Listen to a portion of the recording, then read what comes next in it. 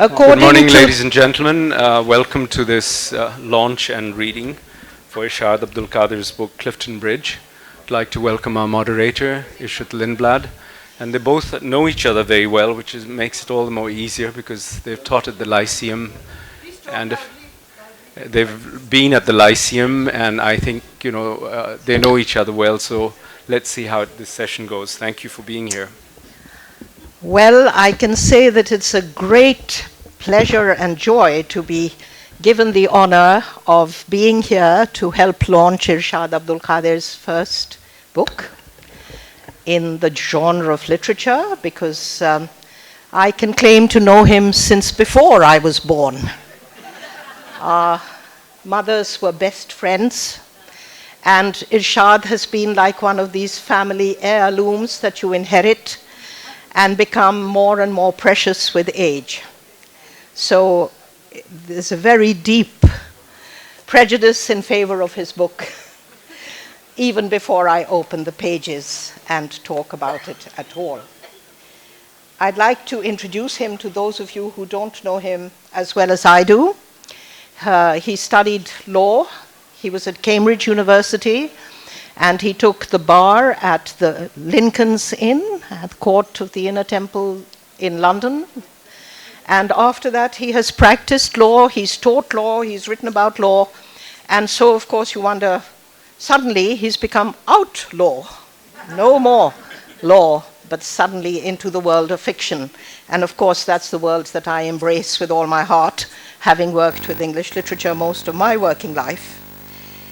In his acknowledgements, he points out that the task of writing fiction is perhaps one he would never have turned to unless he had been urged by his very good friend, Dr. Adrian A. Hussain, whom we all know is a very well-established poet and writer, for believing that he could do it, and he went ahead and showed us that he certainly could.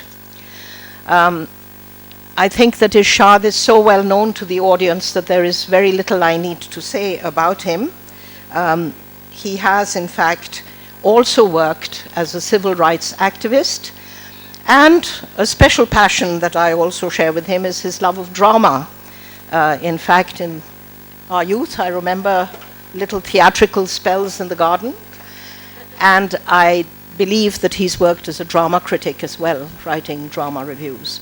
So there's a great deal of variety, and it's added a lot of spice, not only to his life, but also my life, for which I thank you. I present you, Irshad. Thank you very much. Well, this particular... You need to turn on the mic and speak into it. All right. I'm not quite used to all this. However, I will speak into it.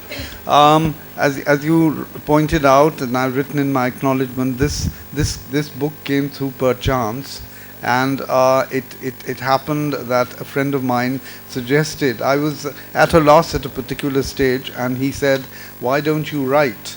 And I said, "Well, I am writing. I'm writing things for newspapers and writing the odd article on law and stuff like that." He said, "Why don't you try fiction?"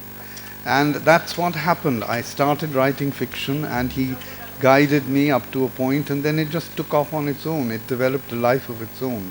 So these stories are a product of about approximately 2 years of work, and they're here before you, and they're about people, they're about Pakistan essentially, they're about people in different situations, and that's about all I can tell you at this point in time. Well, having told us that, I think it would be very nice if you read to us a passage of your own choosing. Very good. I'll read a passage from the title story called Clifton Bridge. Clifton Bridge is about a family of beggars who live in Karachi and move in to live under Clifton Bridge at a given point in time because of various things that happened to the shack they were living in before. So here is a passage from that. The main protagonist is a young man called Piru. He's the son of the family. He's a teenager of about 18 or 19. While Piru ogled at female forms displayed on billboards at traffic intersections, Nouri looked upon them as role models. There was an earthiness about her, a dusky, dark-haired child woman ripening early in the season. She painted her face with stolen cosmetics and swayed her hips when on her beat. "You'll get into trouble," Piru cautioned her, looking like that. Jumma also noticed the change. Jumma is the father, the paterfamilias of the family. He would have assaulted her one night if Rano had not held up a meat chopper, Rano being the mother, and Piru not doused him with a bucketful of water.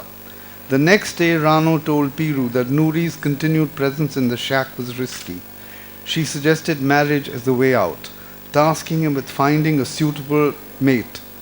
Jumma scoffed at the idea. "Who will marry her except another beggar?" he sneered. "Trash will only beget trash." He wanted to sell her to a high bidder or set her up in a brothel. Nouri surprised all of them by bolting with a fast-talking ad man who offered a modeling contract and promised to get her into films. "You'll soon see me on a marquee," she called out to Piru as she was whisked away by a taxi amid expensive cars over Clifton Bridge. Piru waved back, pleased at her decision. He felt it was a better option than marriage or prostitution. Of course she's taking a chance, he thought, but at least she'll get to do what she wants. Rano was inconsolable at the loss of her daughter. "The only child of my body gone," she wailed, beating her breast. "What child?" Jumma sneered. "That ungrateful bastard who almost brought about your death by stoning?" He was livid at being deprived of the chance of making a windfall profit on account of Nouri's elopement. Even a successful carjacking in which Piru risked his life failed to stem his black mood. Piru could sense a change in Jumma. He saw him conversing at street corners with strangers or planning furtively on the cell phone. One afternoon he came laden with sweets and chocolates, which he gave to Billa and Zebu. These are the two infant children in the family. He explained they were donations from a charitable organization run by some kind ladies. The following day he brought a fruit basket and later a colorful assortment of clothes for them. "When I go again, I'll take you with me," he promised Billo and Zebu, "so that you can thank them." Piru instinctively felt there was more to the matter. When Piru spotted Jumma and Billa perched precariously on the footboard of an overcrowded bus, he followed. At the Sadr terminus, they boarded a rickshaw. Piru gave chase in another rickshaw.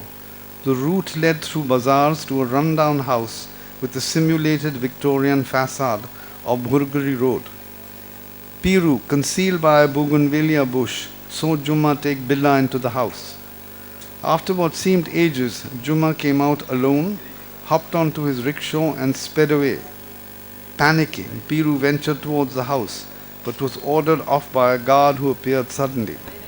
So he waited, unsure what else to do. In the late afternoon, some armed men came out of the house carrying a blanketed bundle. They boarded a four-wheel drive.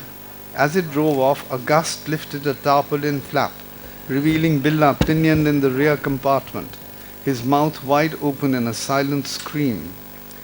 Piru ran after the vehicle for as long as it was in sight, calling out to Billa, begging the men to stop, cursing them. Distraught, he sought police help. They advised him to forget the incident, as the odds were against him. Billa was a stolen child, not related to him. His purchaser, an influential feudal with the penchant for slave boys, had successfully evaded such charges in the past. On coming home, Piru saw the new motorcycle, shotgun and flashy clothes Jumma had bought. "Blood money," he choked. Jumma got up to hit him, but soon thought better of it. After all, Piru had grown taller than him, and his clenched fists and red-rimmed eyes made him look menacing. "He belonged to me. I dealt with him as I chose."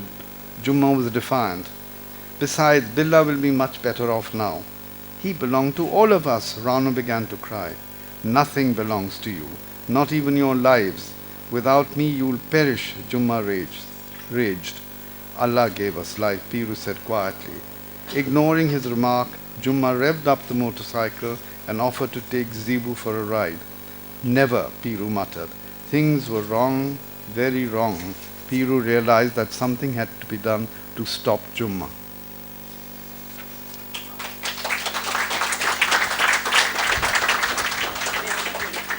Thank you very much for that. I'd just like to ask you a couple of questions and then perhaps throw open the floor. And then if we have time, perhaps you have time for second reading, but perhaps not, since I know we are running late. I wanted to ask you about the title.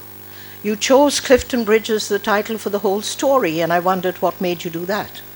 Well, it's a Karachi landmark, Clifton Bridge, and it's iconic in that it links two parts of the urban city, and it's there. So I just thought this is a fairly good name. It's better than Jahangir Kothari Parade or anything else like that.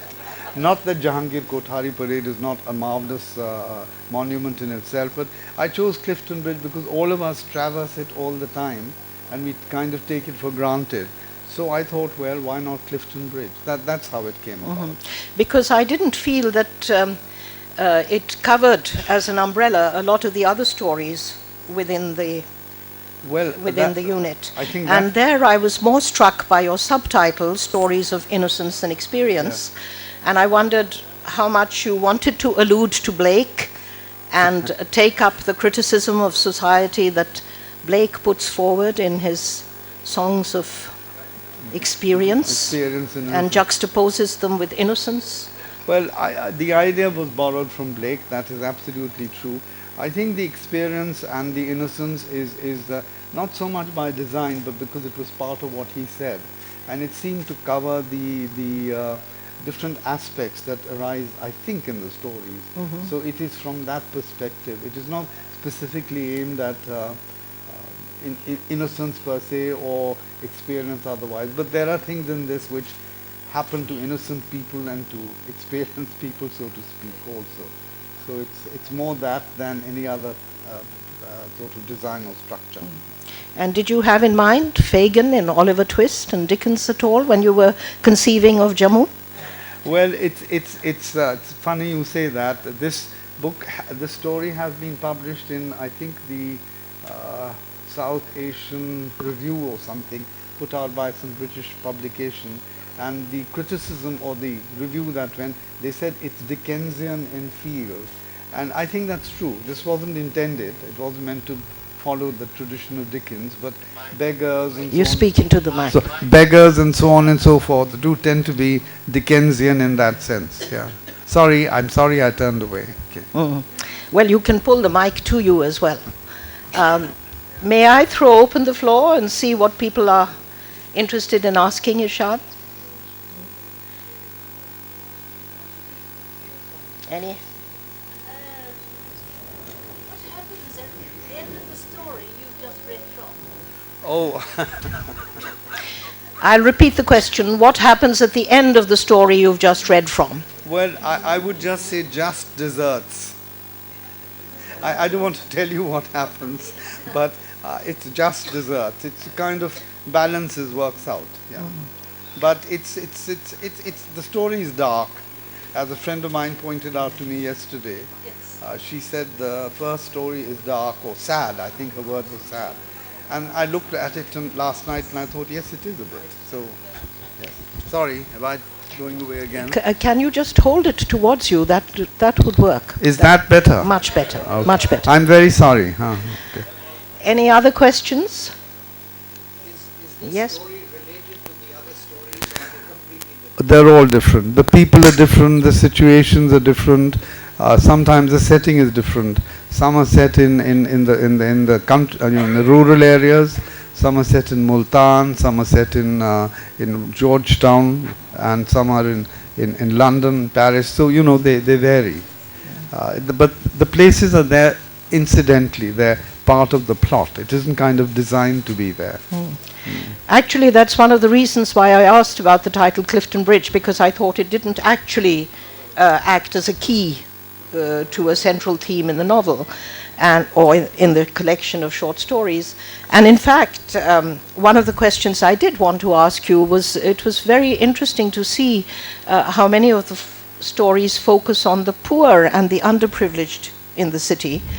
And I was rather surprised to find that the picture of the female that emerges is very often the one who is seducing the male and that there are a number of illegitimate children born. And I wondered about this because this didn't seem to me part of my experience of the social milieu. Well, I think that's, I don't know. I don't know whether that's by design. But I think you'll find, Ishrat, a lot of things have happened in Karachi to change it from the city you remembered. We have a lot of rampant crime and a lot of irregularity and a lot of irregular behavior. So, you know, these are things one draws from. And people live with them because this is part of the problem of this city. And you know, the morality in a city is always observed by, in a community is always observed by the middle class. The upper class and the lower class have no time for it. The upper class make their own rules and they pay their way out of whatever situation they face anywhere in the world. And the poor are too poor to care. They don't have the money to be moral. So that I'm afraid is the reality of the situation. And Karachi, I think, is a good example of some of these things that do happen. Anybody else want to ask something? Yes, please. What you just said about the poor not having the money to be moral brings to mind Professor Doolittle's remark in Mayor, Yes, where he says he can't afford to have morals. that's absolutely true.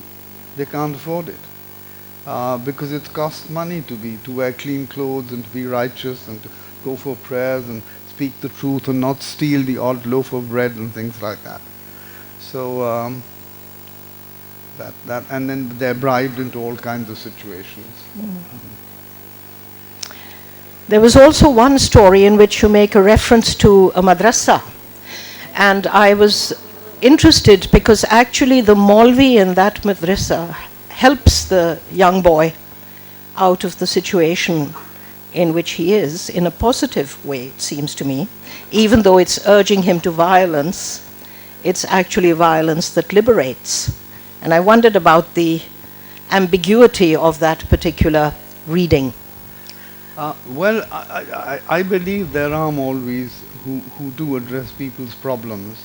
I know one or two who deal with people who have real problems and sit and talk to them, almost giving them a therapeutic session, if you like. So that character was modeled on that. There is another one who's, of course, doctrinaire. You come across him also, and he can only see things in a particular way. And so that person's represented too. But I think Maulvis are as human as anybody else and as righteous or wrong as anybody else, really. I actually found that very refreshing because we are so used to the negative picture. It was nice to see one who was actually charitable and offered this person true sanctuary. Yes. So that I thought was a very effective perspective. Please, somebody else from the audience.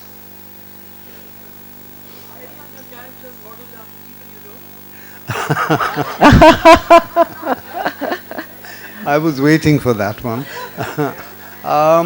Not specifically. Yes, I have drawn from some people I know. I've drawn from incidents I have experienced or witnessed.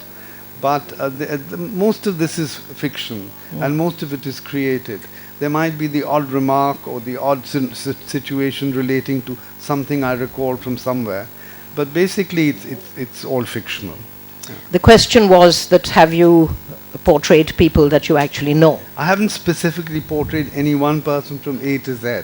I may have drawn some characteristics and then mingled them with something else. I think one always does in fiction. Yes, I think that's a reply one receives from many authors, partly that they draw and mix together, and partly then the character sort of runs away with you and decides for itself. Well, I found that happening a lot. A character doing its own thing, and then I suddenly find myself at the end of a paragraph or two, and I wonder how has it got there. It just carries on, and then you read it, and if it reads right, you let it stay. I was just curious about writing fiction. When you write fiction, is it something that you bring your own past experiences into that, or do you have to go totally outside yourself and then? When you write fiction, do you bring your past experiences into that, or do you go totally outside that? The thing is that with me, yes, there is something of things I recall that come in, but I've read a lot also. And, ideas and concepts and situations seem real enough when they're written about. So I think one borrows from this vast network, if you like, and puts things in partly related to oneself, partly to someone else, and partly just created. I feel that we are approaching our half hour's end, and Dr. Irfan Hussain is waiting. So, any last question or comment, please? Rishad started off very early with this documentaries, and he made some excellent documentaries. What made him stop that, and then now later in his life comes to writing? Irshad started with documentaries and made some excellent documentaries. What made him stop and turn to this? Well, I think I said in the acknowledgement that I do bits and pieces of everything. Perhaps what jack of all trades. And I'm not going to say the last line. Hopefully I will master something in the end. Yes, I did documentaries. The thing is that the time I did them, we had a very inspiring man who was sitting in Pakistan television by the name of Aslam Azhar. He was very encouraging, he was very supportive and very actively supported, and he kind of pushed people into doing various things. There are many people who were created in Aslam's time and have since emerged and become public figures. I'm not so significant, there are others too. And I think that was it. And once he left PTV, the thing just kind of, frittered away. They didn't preserve the documentaries, they didn't seem to be all that interested, and the usual kind of malaise and, the mishandling that comes into our institutions crept into PTV also, and so it was time to step out. Yes, do follow up. I got after the wonderful documentaries that we saw, but then you would have ventured further and you would have gone into film. Would have ventured further and gone into films. What stopped that? Well, the thing is, to get into even serious documentary making, let alone films, you have to have the backup, you have to have the wherewithal, you have to have the funds, and you have to have your internal organization. I didn't have that. And so I was literally on my own. There are braver people than me who stepped out and did things like that. One is standing right at the back there. He in fact made a film on his own which was called Beyond the Horizon, yes? Beyond the Last Mountain. Beyond the Beyond the last. Last Mountain. And he was brave enough to do that, and we all went to see it. I didn't have those kind of guts or that kind of support. So that's why I stepped away from making films. But it's very easy to get producers to know who put in money, and they saw your talent. And Well- I think you should have, not that I'm saying you shouldn't have written those books. Well, I think, Wonderful. I But think, that career suited you more, because you're very fond of films, I know that. Yeah. You have the most wonderful library of all Lenny films, and I think that's your passion. Writing is your passion also, but I think that would have made you a mark, because we lack, Filmmakers. film industry lacks good directors. that's true. I think what you say is right. I think in this that today it is perhaps more feasible to think of making films. It is more feasible to branch out in that direction. Also, it has become, multinational or multipolar in a sense. You can get money from elsewhere or talent from elsewhere and put a project together. This is so in music, it's so in film. But it wasn't quite like that, 20 odd years ago, if not earlier, more than 20 years ago. Well, 30. it's never too late. There's a new path ahead beyond that mountain. Yes, yes. If I, With our legal finances. that's right. Was there a question there? No? Well, thank you all very much for listening so attentively. And if there isn't any last comment or question, yes, please, Nasreen. Rishad, are you planning to write any more books? I'm writing a novel now, which is, which has come about as a result of this. Once I think you start writing, it becomes easier, unless you develop a writer's block, to write more. And that's what's happening. I'm writing, and I'm writing quite rapidly. much more. I mean, this lot took me 2 years, and that I've done in the last 8 months, almost 3/4. Now maybe I've written too fast, but it's all coming together. Well, it's a little premature. It's about a young man who is the protagonist, and he goes through various experiences in Pakistan and abroad. There's a family experience, there's a religious experience, there is a liberating experience of a different nature. So it's coming together. I haven't kind of quite finalized it. I know where it's going, but there are lots of bits in between that I've got to fit in. Well, I'm afraid it's time to draw this to a close. We started a bit late, and I am afraid that we reversed the program because Dr. Irfan Hussain was occupied with another session. But thank you for your introduction to your book, and I can certainly say that it makes very, very interesting and not exactly entertaining reading, because the dark side of experience keeps coming forward, and not the thing to read last thing as night, as I was doing last night, way into the early hours of the morning. I found myself having terrible dreams. But thank you for the experience. Yes. Thank you. Well, in a sense, I'll just close with saying this. I think, the dark side Speak in the mic. The dark side has crept into our lives. I think we're going through a phase where we do see this darkness around us. So it comes in involuntarily. I don't think one quite plans it, but these kind of thoughts, at least to me it does. So one can look beyond and look at bright things, but there are sort of wafts of darkness that come in. Anyway, thank you very much. Thank you for being so patient much. with me.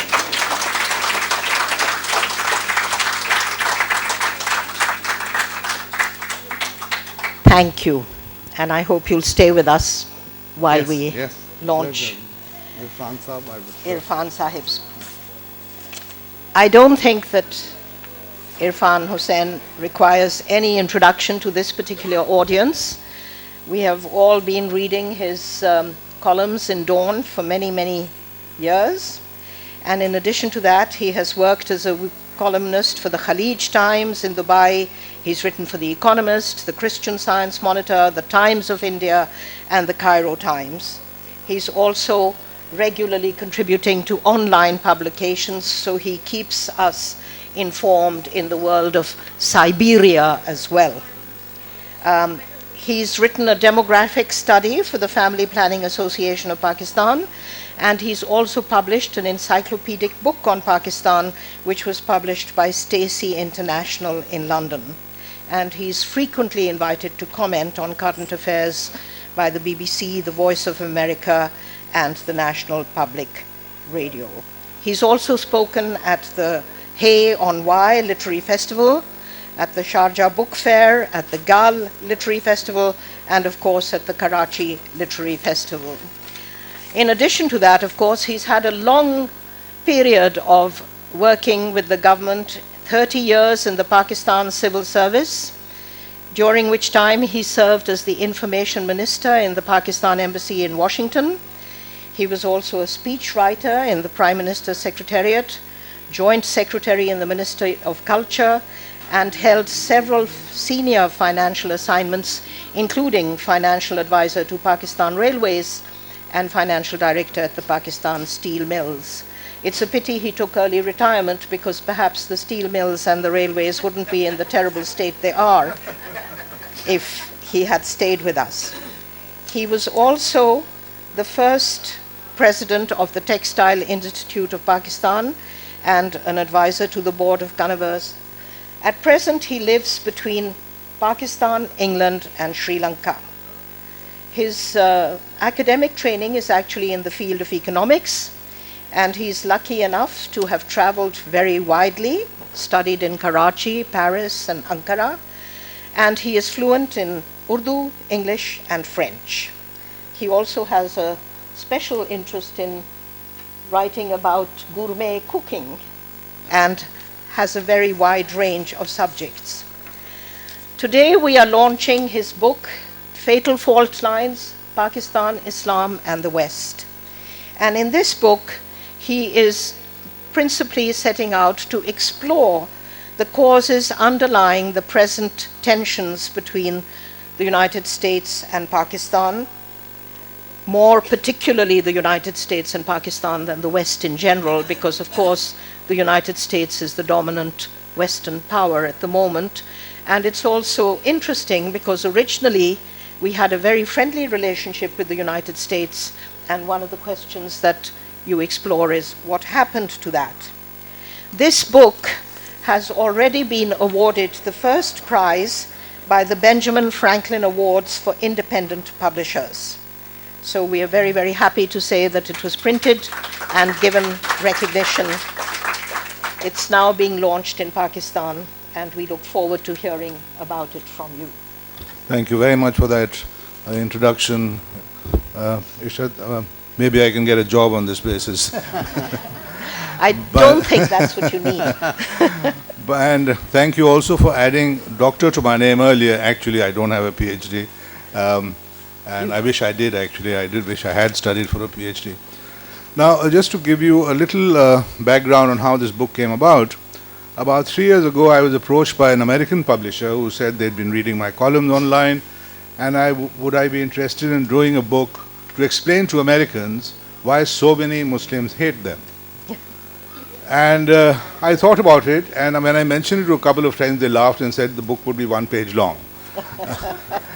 But then when I thought more, I thought it could be an interesting exploration of attitudes going into history, the religion, and the current politics, and also to explain to Muslims why often the West seems to have such a negative attitude towards them.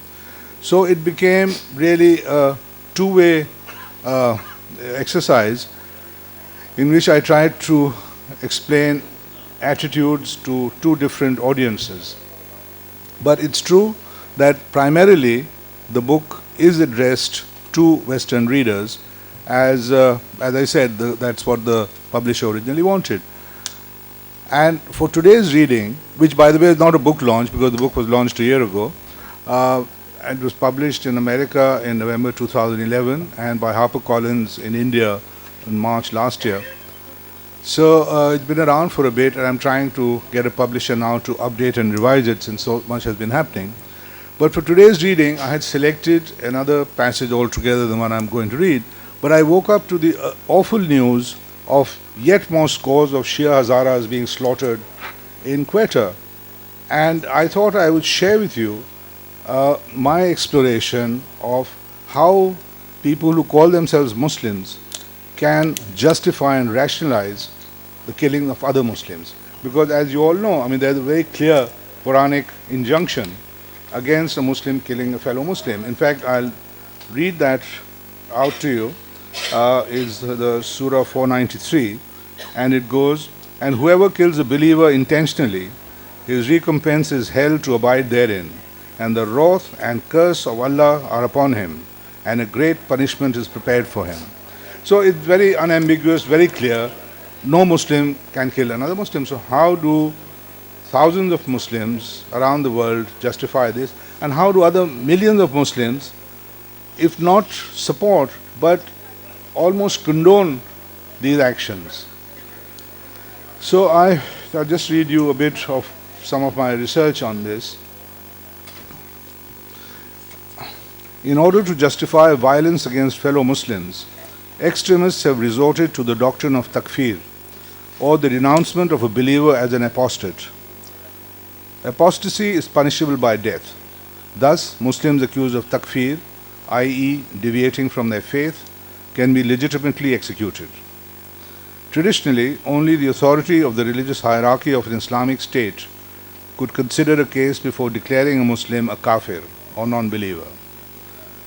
However, a group of fundamentalists known as Takfiris, an offshoot of the Salafi movement, have taken it upon themselves to excommunicate Muslims, thereby subjecting them to the death penalty. The Salafis believe in a literalist interpretation of Islam and were not originally a violent group. However, the Takfiris have arrogated to themselves the right to declare any Muslim an apostate and thus subject to the death penalty. For this radical departure from orthodoxy, they have the theological support of Ibn Taymiyyah, the medieval scholar we previously discussed. The following text gives you an insight into Takfiri thinking. This is a quote. Takfiris also reject the traditional Muslim duty to obey one's legitimate rulers in all manners that do not contradict Sharia, as sedition is viewed as a great danger to a nation. However, Takfiris consider all political authority that does not abide by their interpretation of Islam as illegitimate and apostate, a view which closely mirrors Sayyid Qutb's views on Jahiliyyah. As such, violence against such regimes is considered legitimate. Takfiri views on suicide also differ significantly from that of Orthodox Islam. Takfiris believe that one who deliberately kills himself while attempting to kill enemies is a martyr or shaheed, and therefore goes straight to heaven. As such, all sin is absolved when a person is martyred, allowing carte blanche for the indiscriminate killing of non-combatants, for example. End quote. Here then is the license to kill that allows and even encourages extremist terrorists to slaughter Muslims, non-Muslims, women and children in the name of their faith. By invoking the doctrine of takfir, they have set themselves up as judge, jury and hangman. Whether flying planes into the Twin Towers or sending waves of suicide bombers against their fellow Muslims in Pakistan, Saudi Arabia and Afghanistan, Al-Qaeda, drawing its inspiration from the Takfiri theology we have discussed, and its ideological partners, consider their bloody acts to be perfectly righteous and legitimate. However, Takfiris are clearly a tiny sect. The foot soldiers of the jihad do not get into the finer points of theology to arrive at these murderous conclusions. Nevertheless, once they have been told their acts of terrorism are not only sanctioned by Islam, but also lead straight to heaven, they are quickly brainwashed into becoming human bombs. I've researched Islamic texts to quite an extent, because I was curious myself, how do these people justify their acts? And as we all know, if you cherry pick from any text, any religious text or dogma, you can get what you want to justify your acts. And I'm afraid that these people have used texts or very selective readings of the holy text to justify their actions. Now, there is a very slick, or was until recently, online magazine run by Al-Qaeda in Yemen called Inspire. This was set up by a couple of American Muslims who then were killed recently in Yemen. And in the January 2011 issue of Inspire, Samir Khan, one of them, who was killed in a drone attack, gives a detailed moral justification behind the war against Muslim rulers. In an article entitled "The Central Issue," the young American co-editor of Inspire writes, quote, "The idea of defending the Muslim lands from the disbelieving occupation forces had taken on new meaning. It was an idea that paved the way for the Al-Qaeda organization. Mujahideen jurists and thinkers from Egypt, who had the lengthiest and toughest experience in working for the re-establishment of an Islamic state in Egypt, exported the idea that the so-called Muslim governments in the Islamic lands are in fact occupation forces. Unless and until they are removed physically, the Muslims would be living in the same state of sin, similar to that of a foreign army occupying a Muslim land. This idea was derived from the jurisprudence on how to deal with an apostate. Islamic law gives the death sentence to those who leave the religion. An apostate is determined by the action he had done publicly. For instance, if he were to become a Christian, or spy on the Muslims for the disbelievers, or join the ranks of the enemy to fight the Muslims and such, he would have committed major disbelief, or kufr akbar, as is recognized by our classical scholars in consent. Islamic scholars have given a little more than 10 major acts that would lead one to apostasy. The Khawariji had an extreme creed that included all sinners in the category of apostasy. Praise be to Allah, the Mujahideen are nothing like this. So, as you can see, they have developed an extensive literature justifying their acts. And Unfortunately, the majority of Muslims who are moderate, who don't believe in violence, have not been able to push back effectively against this very narrow, very violent ideology.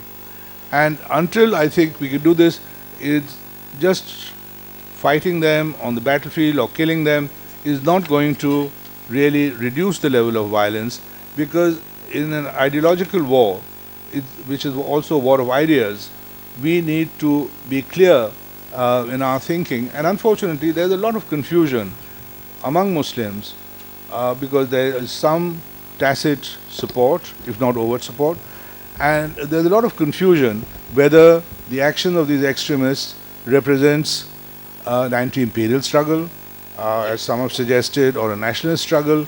So until we can clarify our thinking and come to a united conclusion that such acts are absolutely not permissible, and they are not just murderous, but they also defame Islam.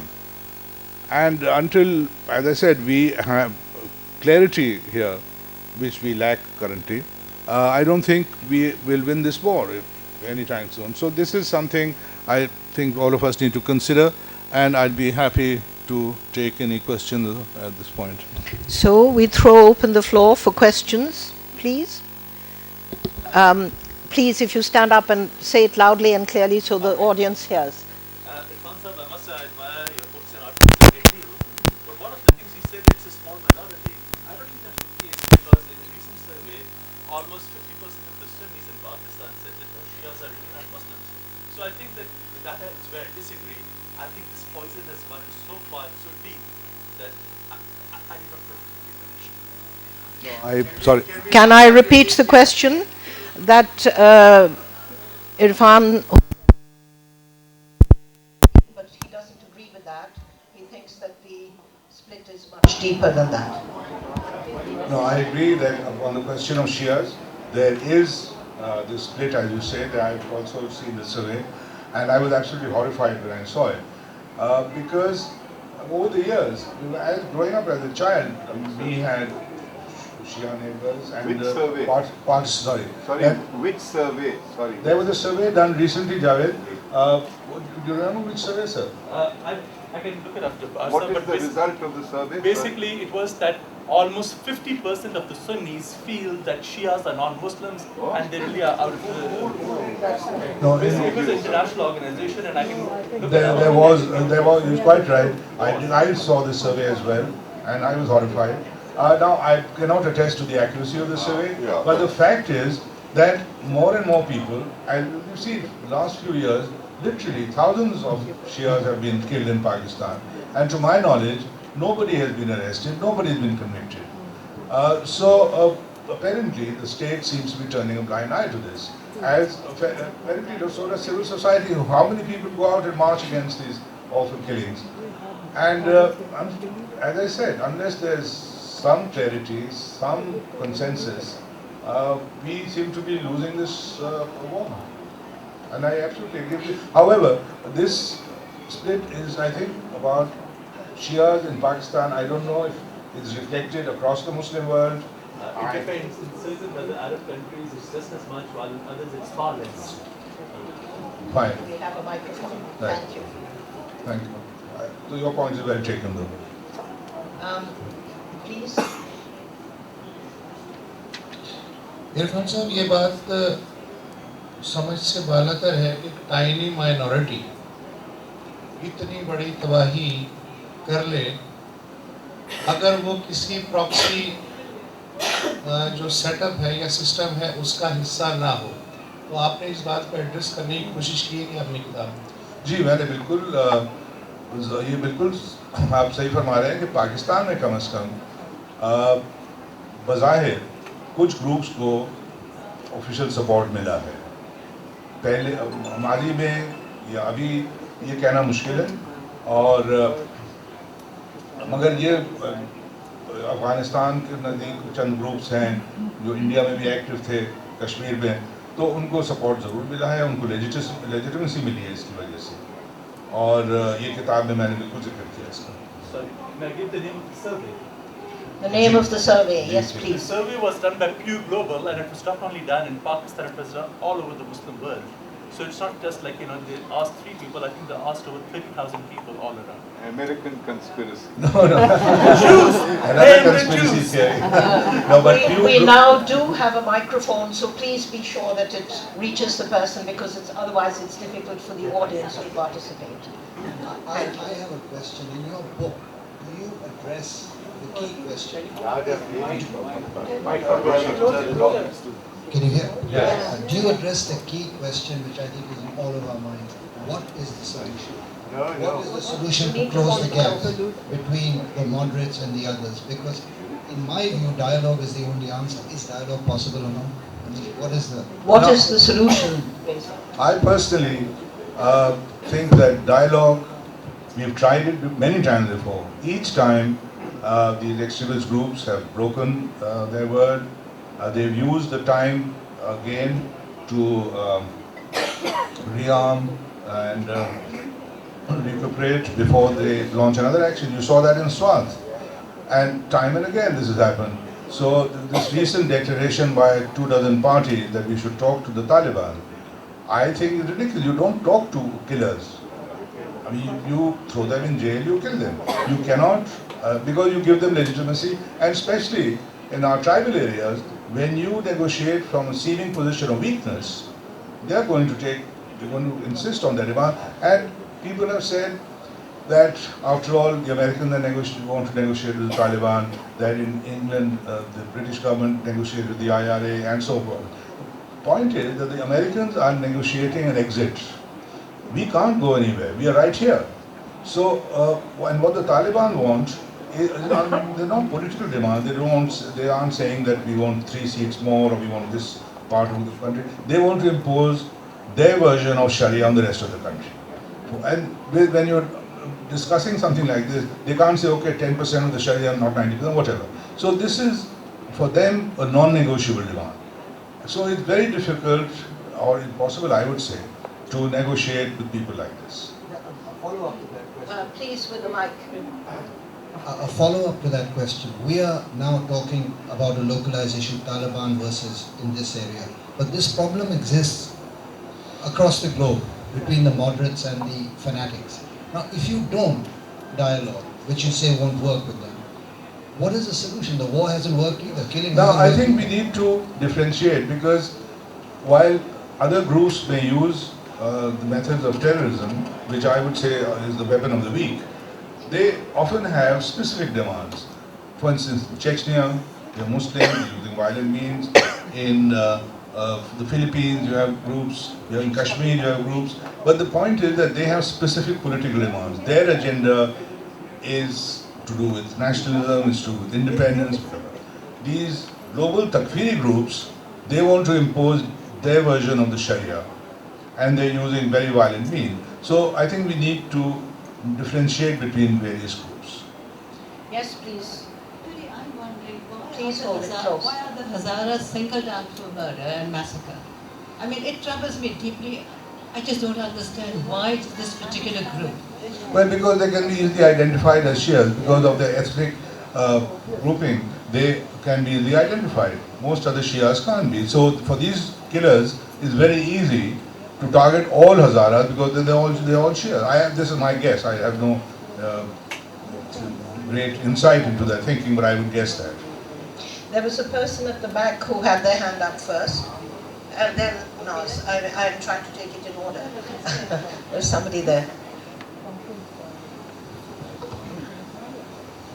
I just wondered what you think of Osama bin Laden's followers, and some of them profess to be Salafis. I mean, what do you think of the legacy of now the late Osama bin Laden in future events? Much has been made of him as very much the central figure, but would you like to say? Well, I think towards the end of his life, he had personally become fairly irrelevant. But the Al-Qaeda brand, which had become a huge franchise and is being used by extremist groups in other Muslim countries. We recently saw this in Mali.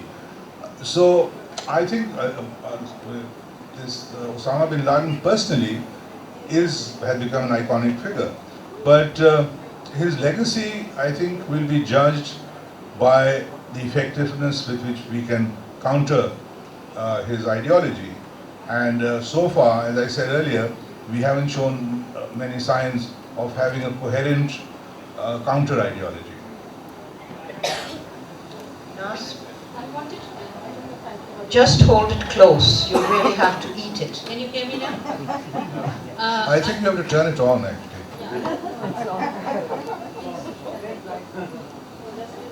It is on. Okay. Now, what I wanted to ask you when we were talking about how do we counteract it, one of my beliefs is that the Salafis grew out of Saudi Wahhabism, and then they became Tafriqis. I read something about it. I'm very recent to this. Surely, in some ways, our dear friends, the Americans, who are so chummy with the Saudi Wahhabis, they, if they really wanted some peace in our countries, would be able to perhaps exercise something on the Wahhabism, which is now going to come. It's going to backfire on them too.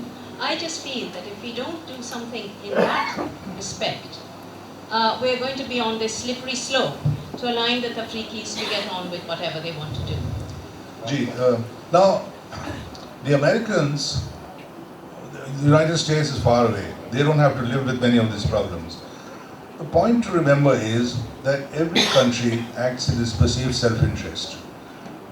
Right or wrong, they think it's in their interest to be close to the Saudi royal family and put up with a lot of their excesses. But if we are being affected, it's for us to act against these influences coming into our country. Now for 30 years, there's been Saudi and Gulf money coming in and paying for thousands of madrasas in Pakistan. Why hasn't the Pakistan government or so many governments put a stop to it? Or talk to Saudi Arabia? There nobody has. So I think we need to take responsibility for our actions or our lack of actions.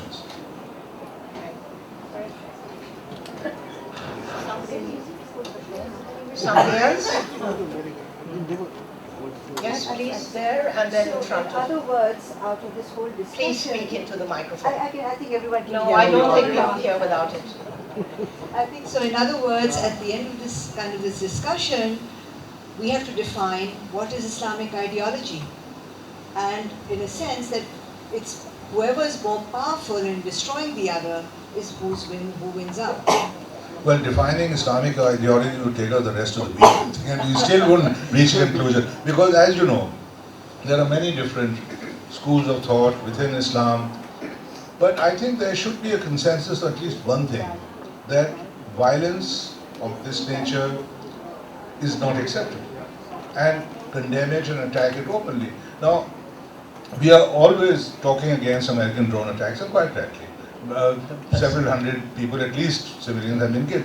The point is that far more people have been killed by these terrorists. And why this hardly comes up in our television chat shows.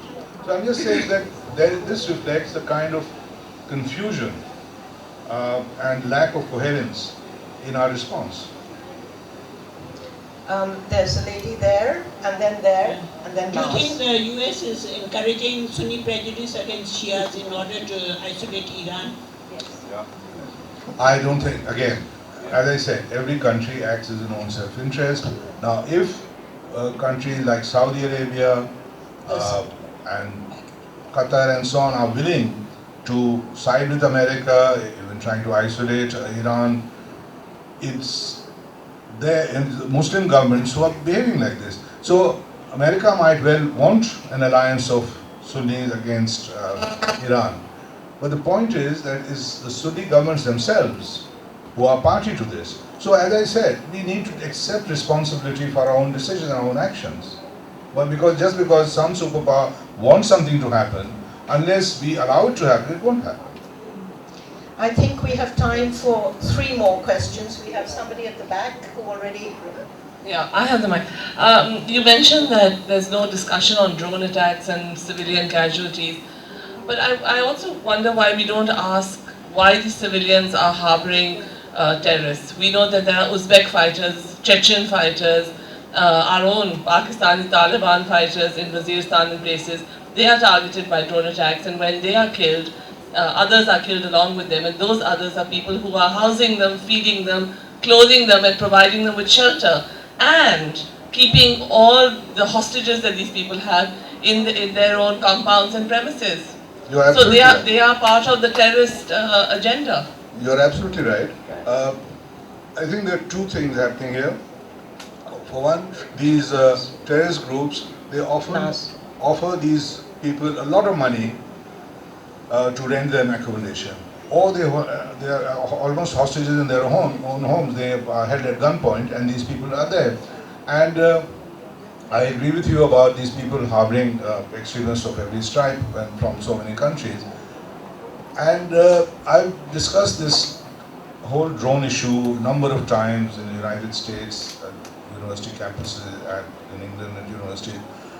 And whenever I'm asked, why doesn't America stop these drone attacks, I said, okay, you suggest an alternative. Now, here the country, right or wrong, which has its troops being attacked by groups from Pakistani territory who cross over and come back, they aren't allowed to follow them.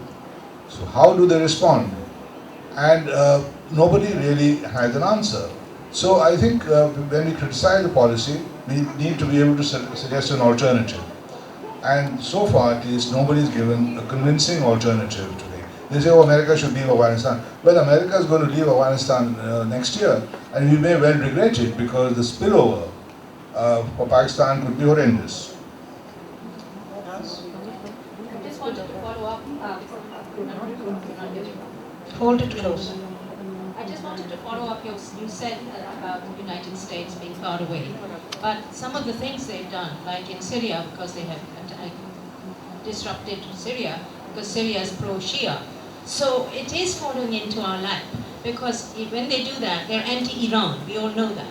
When they do that, then the Iran thing, Iran is now going to have a lovely link with us, with the pipeline, but they don't want that.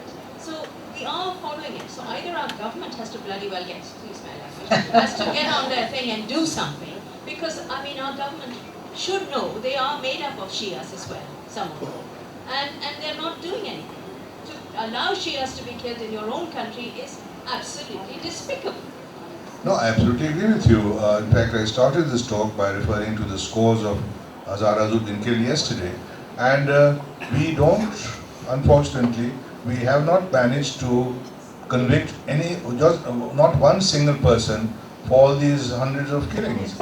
And I absolutely agree with you. I think it is despicable. So we have one last question now, please. You have the mic. Irfan साहब, ये कौम confusion का शिकार है बहुत बरसों से, फिक्री इंतशार। एक तरफ हम मगरिब के इश्क में गिरफ्तार हैं, दूसरी जानिब हम उसे गलत समझते हैं।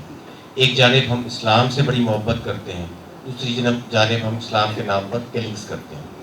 मेरा सवाल आपसे ये है कि इस कन्फ्यूजन को दूर करने के लिए कुछ इक़दाम की ज़रूरत है।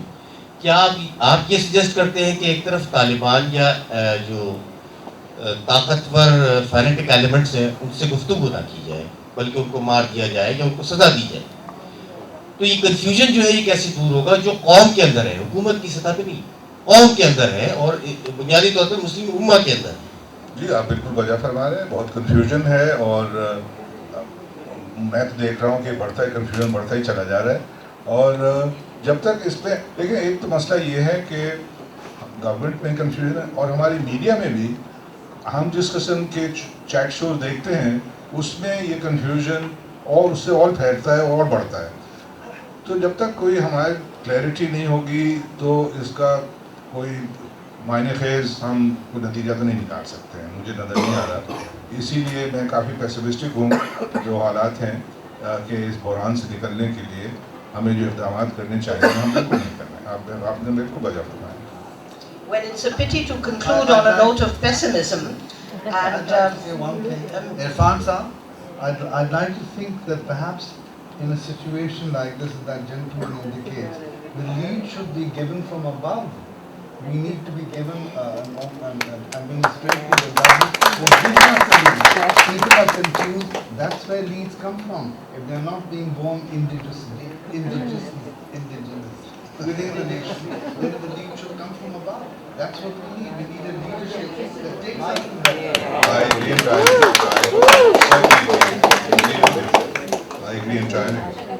well, I can't let Irshad have the last word, so I must add that there is a very good chapter in Irfan Hussein's book called The Pakistani Paradox, which addresses exactly the question you've raised, that on the one hand we have people who are extremely westernized and liberal and ready to discuss anything, and on the other hand we have this extreme violence and conservatism, and how do we address that issue. It's a wonderful chapter. I felt I learned a great deal from it, and in fact that's one of the great things about this book, that it also gives us an opening towards reconciliation with the more liberal ideals. So I hope very much that somehow or the other these fault lines won't stay there forever, and we won't have earthquakes with regularity every few years. Thank you very much, both of you, for joining me.